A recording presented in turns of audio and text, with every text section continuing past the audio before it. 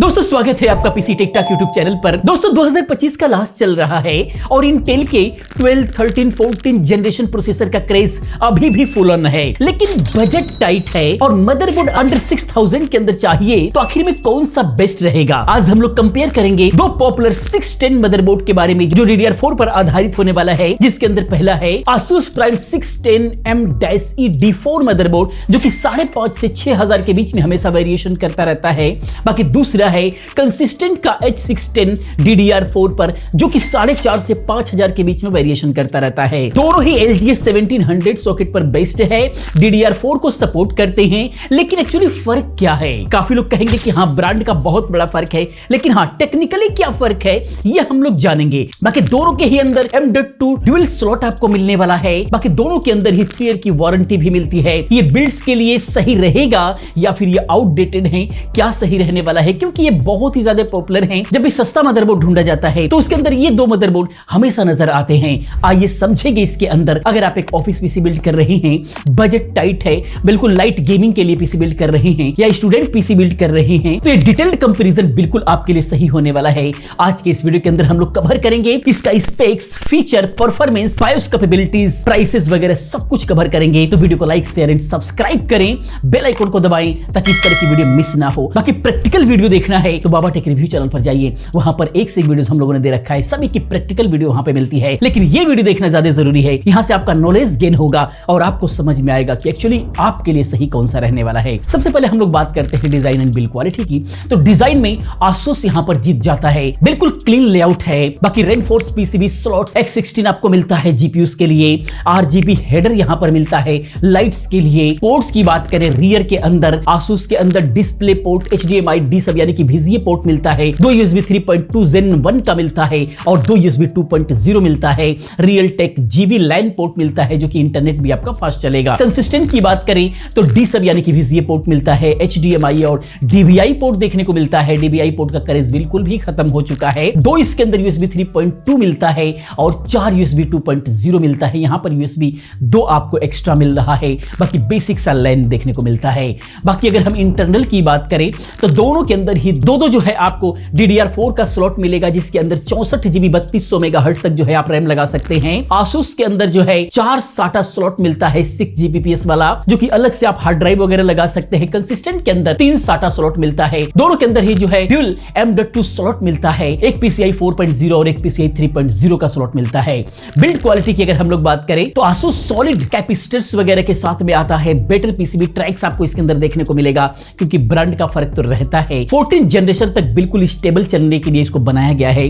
Consistent budget feel आपको दिलाएगा यहां पर, क्योंकि इसको भी हम लोग काफी दिनों से यूज कर रहे हैं। अगर आप बाबा टेक रिव्यू चैनल पर जाएंगे तो काफी दिनों से आप देखेंगे कि 11th जनरेशन वगैरह को अगर हम लोगों ने ट्राई किया हुआ है तो काफी सारे में जो है कंसिस्टेंट का मदरबोर्ड आपको देखने को मिलेगा। बाकी अगर हम हीट की बात करें, Asus का VRM जो है 60 to 70 डिग्री तक जो है वो लोड पर लेकर के जाता है। कंसिस्टेंट के अंदर 70 to 80 डिग्री तक लेकर के जाता है, तो कंसिस्टेंट के अंदर हीट आपको ज्यादा देखने को मिलेगा। बाकी दोनों ही ओके हैं, लो TDP CPU के लिए बने हुए हैं, हाई TDP वाले CPUs के लिए नहीं है। ओवरऑल डिजाइन के अंदर जो है Asus की बात करें तो 5 में 4.5 की रेटिंग लेकर के आता है। बाकी ये फीचर रिच है। कंसिस्टेंट की बात करते हो 5 में 3.8 की रेटिंग लेकर के आता है। तो एक बिल्कुल बेसिक पीसी बिल्ड करना है तो आप इसके साथ में कर सकते हैं। आइए स्पेक्स के बारे में हम लोग थोड़ा सा देख लेते हैं। तो दोनों ही जो है Intel 610 चिपसेट के साथ में आते हैं। LGA 1700 सॉकेट को सपोर्ट करते हैं। 12th जनरेशन, 13 जनरेशन और 14 जनरेशन CPU को यह सपोर्ट करते हैं। बाकी जो है मैक्सिमम आप 64 GB तक जो है आप इसके ऊपर रैम लगा सकते हैं। 3200 मेगाहर्ट्ज, 2600 मेगाहर्ट्ज, 2400 मेगाहर्ट्ज, इन सब में से कोई सा भी लगा सकते हैं। PCIe की अगर हम लोग बात करें तो Asus के अंदर 4.0 X16 का सपोर्ट आपको मिलता है। कंसिस्टेंट के अंदर जो है 3.0 X16 का सपोर्ट मिलता है। फर्क जो है निग्लिजिबल है। मिड रेंज के अंदर कोई खास फर्क आपको देखने को नहीं मिलेगा, क्योंकि DDR4 के साथ में है, तो ये दोनों का दोनों ही प्रैक्टिकली अगर आप देखेंगे तो कोई बड़ा फर्क नजर आपको नहीं आएगा। स्टोरेज की बात करें तो दोनों के अंदर ही M.2 का जो है सपोर्ट देखने को मिलता है, जिससे कि डायरेक्टली जो है आप स्टोरेज जो है M.2 लगाते हैं उसका स्पीड पर बड़ा फर्क पड़ेगा। सब कुछ मदरबोर्ड पर आ जा रहा है। यह एक जो है स्पीड का और स्टेबल चलने का एक बहुत बड़ा रीजन हो सकता है दोनों ही मदरबोर्ड के अंदर। बाकी अगर हम इथरनेट की बात करें तो दोनों रियल टेक 1 GB वाले LAN पोर्ट इसके अंदर देखने को मिलता है, यानी कि RJ45 मिलता है। कनेक्टिविटी काफी अच्छी रहने वाली है। कंसिस्टेंट के अंदर Wi-Fi 6E का एक स्लॉट मिलता है PCIe वाला अलग से, यानी कि कार्ड आप लगा सकते हैं। 1000-1500 रुपए लगाते हैं तो Wi-Fi कार्ड जो है डायरेक्टली मदरबोर्ड पर लगाएंगे तो वो स्टेबल चलेगा बिल्कुल भी। बाकी जो है ऑडियो ऑडियो दोनों के अंदर सेम ही है, बेसिक सा है। 2025 के कैपेबिलिटीज की अगर हम लोग बात करें तो दोनों ही 14 जनरेशन को सपोर्ट करते हैं। बायोस अपडेट्स अगर नहीं है, थोड़ा पुराना मदरबोर्ड अगर आप खरीद लेते हैं कहीं से, तो उसके अंदर बायोस को अपग्रेड करना पड़ेगा। अगर नया ही ऑनलाइन खरीदते हैं या फिर नया स्टॉक आप खरीदते हैं तो उसके अंदर बायोस को अपग्रेड करने की जरूरत नहीं पड़ेगा। बाकी अमेज़न रिव्यूज वगैरह के हिसाब से अगर देखा जाए 2025 के अकॉर्डिंग, तो आसूस जो है 12 to 14 जनरेशन के साथ में मिड रेंज के लिए काफी बेस्ट रहने वाला है। बायोस बिल्कुल भी अच्छा है इसका, कंसिस्टेंट जो है, तो 14 जनरेशन जो है बिल्कुल स्टेबल चलता है। हम लोगों ने भी ट्राई किया हुआ है बाबा टेक रिव्यू चैनल पर, कोई दिक्कत नहीं आई है। बाकी अगर हम लोग बात करें परफॉर्मेंस की, तो 610 जो चिपसेट है इसके अंदर लिमिटेशंस मिलती हैं। दोनों ही जो है नॉन ओवर क्लॉकेबल है। बाकी 65 वाट टीडीपी के साथ में बिल्कुल भी स्टेबल चलते हैं। 12, 13, 14 जनरेशन तक का सीपीयू आप यूज कीजिए, मस्त चलेगा, कोई दिक्कत नहीं है, बिल्कुल भी टेस्टेड है। जैसे i5 का 12400 प्लस 16 GB रैम DDR4 के साथ में बिल्कुल भी बेहतरीन चलता है। बाकी स्पेयरिंग के साथ में अगर हम देखें इसकी टेस्टिंग, तो बूट टाइम 10 सेकंड के आसपास में आपको मिलता है। विंडोज 11 बिल्कुल भी स्मूथ चलता है।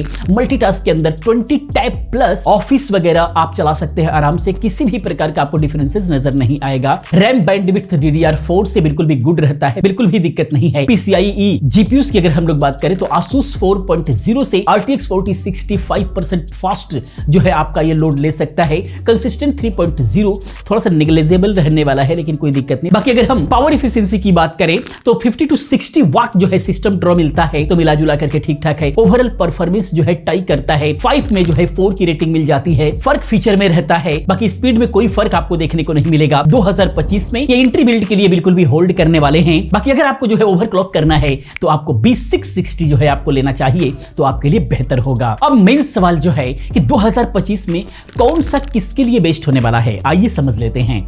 तो Asus Prime H610M-E D4 वाला जो मदरबोर्ड है, बजट गेमर्स, लाइट क्रिएटर्स के लिए काफी बेहतर है। ड्यूल M.2 फास्ट स्टोरेज जो है इसके अंदर काफी अच्छा बनाता है। गेमिंग जो है 10% फास्ट लोड हो जाता है। RGB से आप जो है कस्टम बिल्ड बना सकते हैं। बाकी मल्टी मॉनिटर जो है आप सेटअप बना सकते हैं, 3 मॉनिटर तक जो है आपको कनेक्ट करना है तो कर सकते हैं। 6000 के अंदर जो है देखा जाए तो फ्यूचर प्रूफ रहने वाला है PCI 4.0 के वजह से। बाकी स्टूडेंट है 12100 प्लस GTX 1650 बिल्ड के लिए ये बिल्कुल आइडियल रहने वाला है। और इसके साथ में अगर आप बिल्ड करते हैं तो ये करीब 40,000 के अंदर बिल्ड हो जाएगा और एक अच्छा खासा एडिटिंग या फिर गेमिंग पीसी बन सकता है। अगर एक्सपेंडेबिलिटी की बात करें तो यहाँ पर एक्स्ट्रा SSD के लिए आप इसको ले सकते हो। दोनों के अंदर ही SSD का जो 2 स्लॉट मिल रहा है ये इन दोनों को ही खास बनाता है।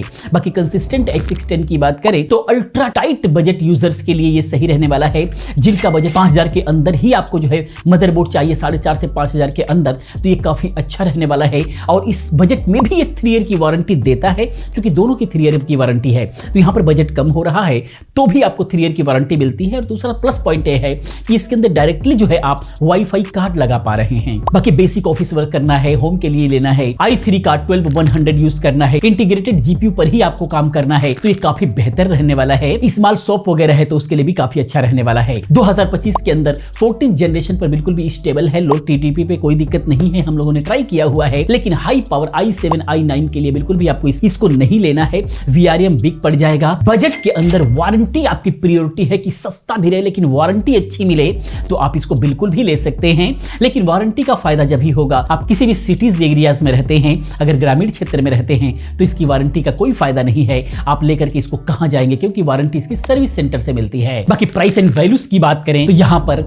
नवंबर 2025 के प्राइस की अगर हम लोग बात करें तो Asus Prime H610M ये जो है 5,800 रुपए के आसपास पर है। बाकी Amazon डील के अंदर ये 5,500 तक देखा गया है, फ्लिपकार्ट पर भी 5,500 तक देखा गया है।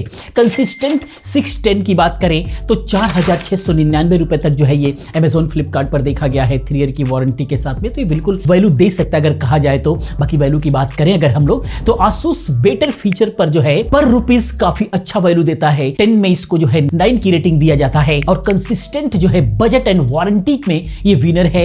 इसको जो है 10 के अंदर 8.5 की रेटिंग दी जाती है। तो समराइज अगर हम लोग लोग करें पूरा ओवरऑल, क्योंकि काफी कंफ्यूजन क्रिएट हो गया है नए लोगों के लिए। समराइज करें तो अंडर 6000 के अंदर Asus 610M-E-D4 overall best feature के लिए काफी अच्छा है। कंसिस्टेंट बजट के साथ में वारंटी जो दे रहा है उसके साथ में सही है। तो बजट बहुत ही टाइट है अगर, तो हम लोगों ने इसको ट्राई किया हुआ है, कोई दिक्कत नहीं, आप बिल्कुल भी इसको बाय कर सकते हैं। 2025 में gamers, creators, Asus basic users के लिए जो है कंसिस्टेंट आप बिल्कुल भी ले सकते हैं। मेरी रिकमेंडेशन की अगर हम बात करें कि मैं क्या चाहूंगा, तो 5000 रुपए प्लस स्ट्रेच कर सकते हैं, थोड़ा सा बढ़ा सकते हैं, तो Asus आप ले सकते हो, क्योंकि काफी रिलायबल ब्रांड है, आप रिग्रेट नहीं होंगे। 40000 के अंदर एक अच्छा पीसी बिल्ड करना है तो आप इनमें से कोई सा भी आप बाय कर सकते हैं विद ग्राफिक कार्ड के साथ में। 40000 के अंदर एक अच्छा पीसी बिल्ड हो जाएगा। बाकी मिलते हैं नेक्स्ट वीडियो में किसी और अच्छी इन्फॉर्मेटिव वीडियो के साथ में। वीडियो कैसा लगा कमेंट में जरूर बताएं। पूरी वीडियो देखने के लिए आप सभी का बहुत बहुत धन्यवाद।